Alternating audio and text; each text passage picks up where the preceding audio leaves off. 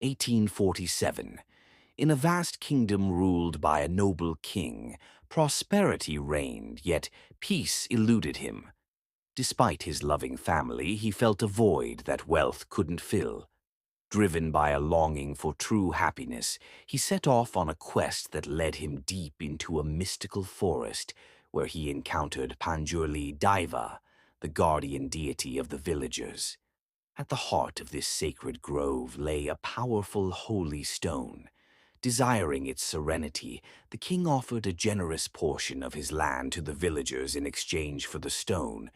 But Panjurli warned, should the king's bloodline ever reclaim the gifted land, the wrath of Guliga, his ferocious companion, would befall them. 1970. Generations later, the king's descendant, blinded by greed, sought to reclaim the land. He approached a Puttakola performer possessed by Panjurli, demanding the villagers surrender their home. The performer, channeling the deity, refused, warning that should the matter go to court, the diver would deliver his judgment on the courthouse steps.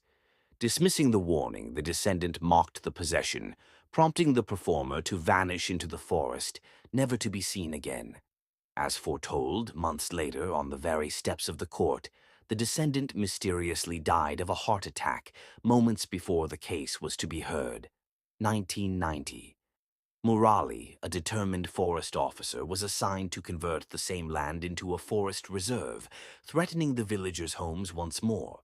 Leading the resistance was Shiva, a fierce Kambala athlete, haunted by the unresolved disappearance of his father, the very Puttakola performer who vanished years earlier.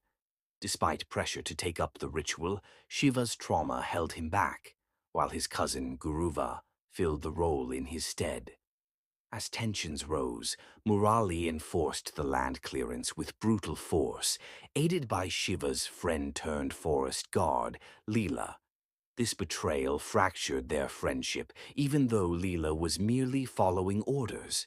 The conflict escalated when Murali, guided by Devendra Suturu, the current king's descendant, targeted Shiva directly. An accident during a chase left Murali injured, while Shiva went into hiding.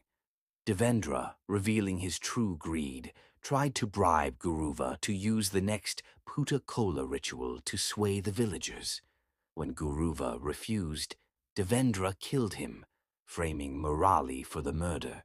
Consumed by rage, Shiva sought vengeance against Murali, but a friend revealed the truth. Devendra himself had murdered Guruva. As Shiva confronted Devendra, the villain struck first, drugging and unleashing his henchmen against him. Badly wounded, Shiva fled back to the village where Murali, now aware of Devendra's scheme, stood with the villagers to resist the land seizure. The final confrontation was brutal.